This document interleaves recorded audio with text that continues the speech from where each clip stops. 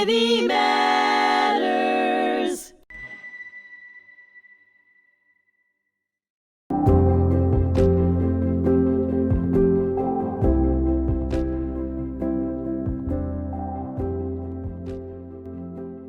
Hello, and thank you for joining me today. I'm your host, Dr. Suzanne Bleiberg Seperson, and this is now our fourth episode of the podcast, Antisemitism in the United Nations and in Society on HMTV.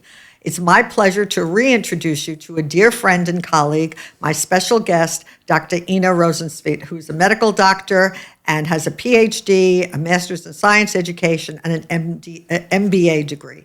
She is a physician, neurologist, and neurorehabilitation specialist trained in psychoanalysis and psychotherapy, with extensive experience in brain injury, autoimmune, neurological, and neuropsychiatric conditions, as well as their rehabilitation. She's an educator and author and a fighter against anti-Semitism.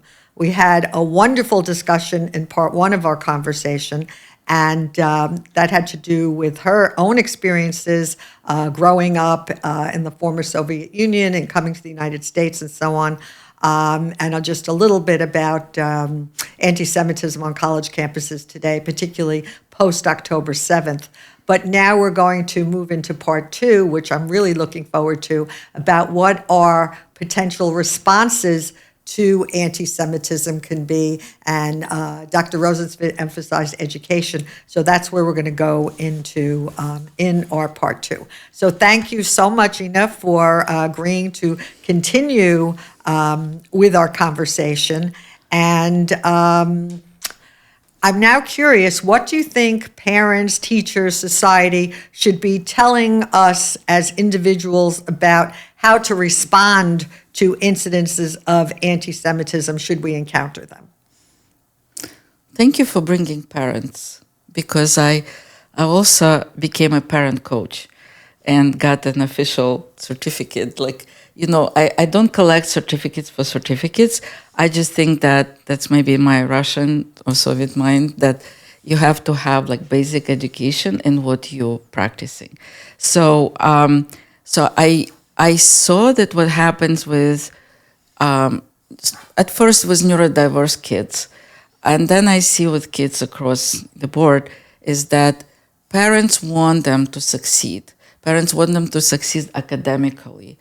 And they bring them to different professionals, tutors, therapists, speech therapists, this therapist, that therapist, psychologist. They want them to be like others.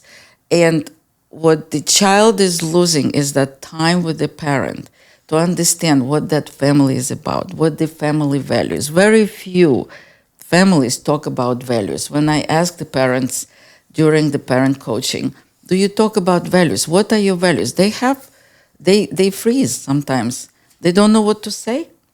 And and it is hard to be parent now. Parent is the hardest profession, because you're responsible for a human being before society, and you're responsible to this human being because you brought them to this life. As often in psychoanalytic sessions, when young people rage against their parents and you tell them, but you were telling me your father did everything and your mother left work. And yes, but I didn't ask them to bring me here. They did it for themselves. So this is what in their minds. So we think we're trying to do everything for them, but what they need, the first thing the children need is to understand, to feel, not to understand. Understanding is a thinking brain. The feeling brain is the most important. They need to feel belonging and significance. They need to feel belonging to this family, belonging to the society, belonging to the group, belonging to these values as their values. And the parents need to find time to introduce that. It doesn't just trickle down just because you sit at the dinner table. Yes, it happens when you talk to children, when you take them to places that matter, when you do things with them together and not just send them away, to get educated somewhere. So somebody else is educating your children. And what I've learned is that a lot of Jewish, but parents in general, but we're talking about Jewish parents because of the anti-Semitism. What we're missing is that we're missing introducing the history of Jewish people. We're missing introducing the values, what mitzvot is, what is tikkun olam, why we Jews have to heal the whole world. Why is that? Why it's our job? Why doing good things matters? Why it's not tit for tat? Why you just give just because you can?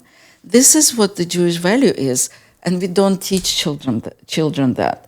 We just maybe assume, or maybe don't think about it, but maybe we assume that it will be just, they will observe and they will be just doing.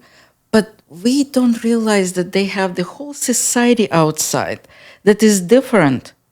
And they want to fit in. They want to belong somewhere. So if they don't belong here, they will belong there. And they will not be proud of being Jewish. They will be I would rather not say. I would rather not wear my Magen David. I would rather not have any attribute of being Jewish. Because what if? What if? All this what if? And it's coming from, not necessarily always from victim mentality, but from anxieties that were generational anxieties, that if you show you put your head a little bit higher, then it will be cut off.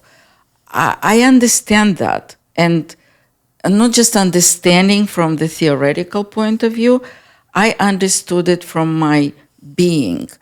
What I've learned when my both parents died, my dad died first and then my mom. My mom never wanted me to know anything bad about being Jewish or what happened. So I've learned that after she passed away, because my dad wanted to tell me stuff, my mom did not allow him. Now I understand when she didn't allow him, but at that time I didn't, they always were aligned. And so I've learned from her journals, from her notes, from different documents, that that my mom's three uncles, so my grandmother's three brothers, were quartered by horses in Petlura pogroms, one by one, just because they were so-called Zionists. At that time, Zionist and Jew, Zionist that speaks up for your people, they wanted to have literacy because they were living in a shtetl, they wanted literacy for Jewish children, and they were called Zionists, and they had to be punished. And they were punished one by one, in those horrible ways, and the whole family had to watch. My grandma, as a young girl, had to watch it. I never realized that it had any impact on her, and she was the most generous person. When people say, "Why are you so giving?" But I think it's my grandma is coming through, me.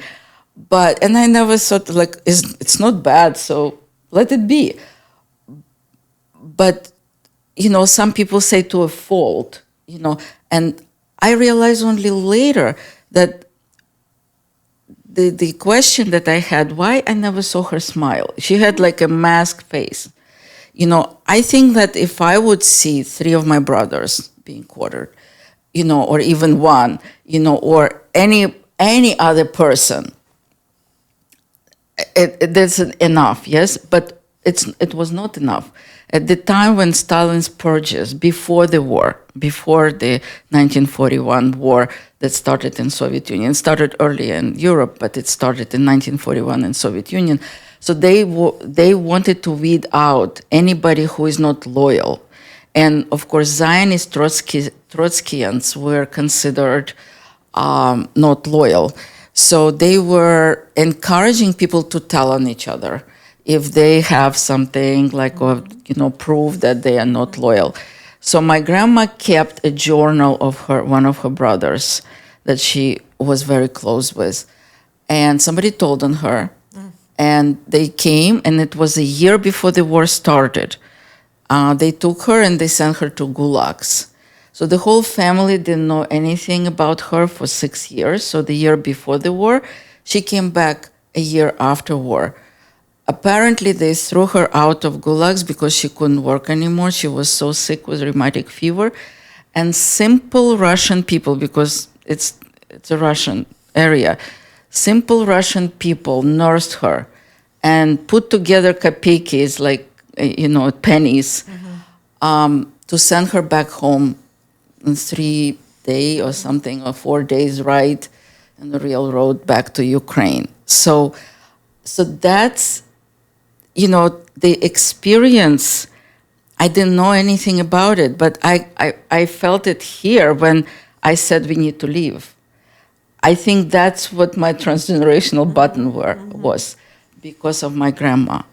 And my mom never acknowledged that it was anything. Like she said, oh, the ghetto was on the top, they were hiding on the underground, and she looked like Ukrainian girl. She was blue-eyed, blue hazel-eyed, and blonde hair. So she was coming outside, collecting peels of potatoes.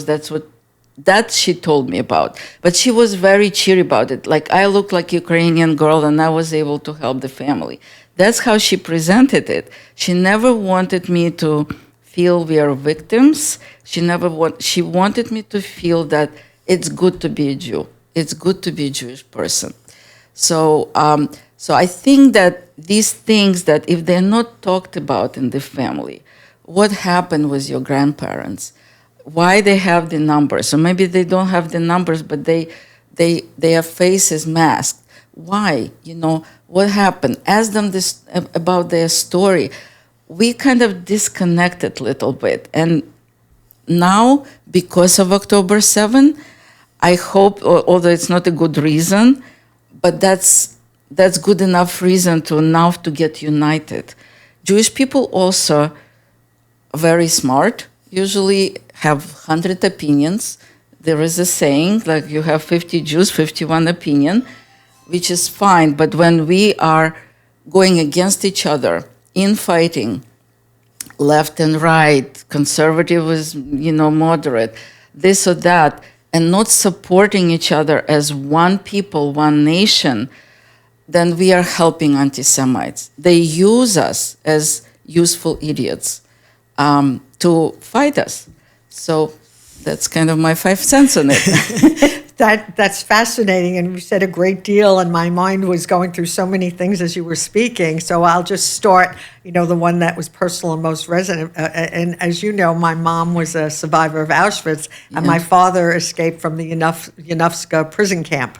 And so I grew up with the idea, and my mother also didn't want to tell me that much, and she had a number on her tattoo on her arm, and she would just say as a little kid, oh, a bad man. It was just a bad man. So you go on with your life. She didn't want me to feel ashamed or scared of being Jewish. My father, on the other hand, because he escaped, and I heard his stories, with his friends from Poland before the war, they were the heroes, as they would say. We outwitted the bastards, so I had a different orientation, which brings me to today. And I said to someone recently, I said, during the 67 war, I said, when David beat Goliath, Israel beat the whole Arab armies, all these countries, everybody seemed to be so proud of being Jewish and aligning themselves with Israel.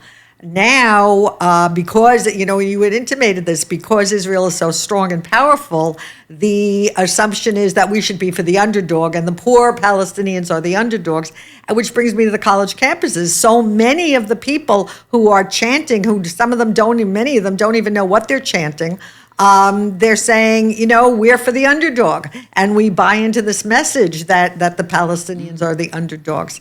And we could spend hours here talking about the politics and so on. But you mentioned Tikkun Olam, and I remember reading an article even in the New York Times that said, repairing the world is great, but charity begins at home. You can't destroy your own people to help others. You have to remember that we're a country too. So now I want to ask you, what do you think that Jewish students and non-students should be doing to change public opinion? First of all, they need to be equipped with understanding the history of Israel, the history of their people, the understanding that the war, you mentioned one war, but there were 6 or 7 wars, yes? None of them were started by Israel. All the wars were started by Arab nations who are surrounding Israel, or it was a response, like October 7, to some action that was instigated by the Arab nations. None of the wars were started by Israel. They have to know that, because we are colonizers, we are aggressors. Nobody understands that we are not colonizers. The colony, or type of colony, was from British Empire on that land, not by Jews. And Jews didn't just take the land from somebody. It's indigenous people. Judea and Samaria that are mentioned in Bible and all these texts, they were there for thousands of years. And those are Jewish names. Those are Hebrew words. So the temples that were destroyed, those were Hebrew temples, Jewish temples. Yes, the Jews were expelled, but, they wanted to come back. And the only time they were allowed to come back by all the nations is when the Holocaust happened. So whatever the reason was, but now they have the state, and we need to support the state. We also need to understand the concepts of Arab nations that they're using. They say Nakba. Nakba is like the same as Holocaust. No, it's not. It's a self-imposed hate towards yourself that you allowed Jews to win over you. This is what Nakba is. It's not a Holocaust. Nobody was killed. Yes, some people were displaced. The Jewish government, the Israeli government asked people to stay. But the Arab nations were saying, leave, because we will kill all the Jews, then you can come back. And because they didn't kill the Jews, these people were displaced. Most of them displaced that way. So not knowing that, we are not armed with, going and debating like Ben Shapiro does, but like, Shabbos Kastenbaum does, not attacking another person, but debating the issues. But you have to be equipped with knowledge about your history, about your values, about, Israel unilaterally withdrew twice. None of the nations unilaterally withdrew from anywhere. Israel gave their land back after winning the war. No winners of the war give back the land, but they wanted to show a good sign of faith. So I think that being equipped and armed with history, that type of education, and debating in the public opinion square, not on the street with the fist fights, because that doesn't win anything. It just gets people hurt. And then everything is montaged and presented as Jews are aggressors. We should be talking, like in British Parliament, there are talks. I'm watching all the time. I caught on YouTube, like one of the channels, where they talk in British Parliament about anti-Semitic stuff and how they're supposed to fix it. And I was surprised. They allow these conversations. None of these, or maybe very few conversations happen in our government. Maybe we should have similar things. But besides that, people like young people who are educated, smart, who have wits, they should be the ones leading the way. That's kind of what I have to say. Once again, I'm very much impressed by your thoughts and your suggestions and your ideas. But now here we are, and a lot of the anti-Semitism that we see, frankly, some of it is fomented by, some of it is supported by professors, by school teachers. So the very people that you think should be on the side of reasoned debate, and once again, we're not talking about policies of any particular government in Israel, but reasoned debate about situations, they're nowhere to be found. And we know all the statistics in terms of the numbers of faculty who are liberal and so on. How do you think it's possible to change that? And I'll go even further, particularly at the younger ages. What do you think the teachers' responses to bullying should be? Because it starts with bullying, starts with words, and then it escalates as we go on. So how do you think we can make an impact, I'll say, on the education of teachers, so the teachers who teach in an unbiased way? Because that's what we really see is really prejudice against Jewish students in some cases. Yes, so it's very hard because it's not easy because it's already penetrated. Like it's already assimilated. The anti-Jewish hate, the Jew hate assimilated in people's minds and behaviors, and it's supported by the social square, of public opinion. So they are given like a like a green light to do whatever they want. We need to. I think that with the higher education, because although there is an academic freedom, but there is no academic freedom to instill hate.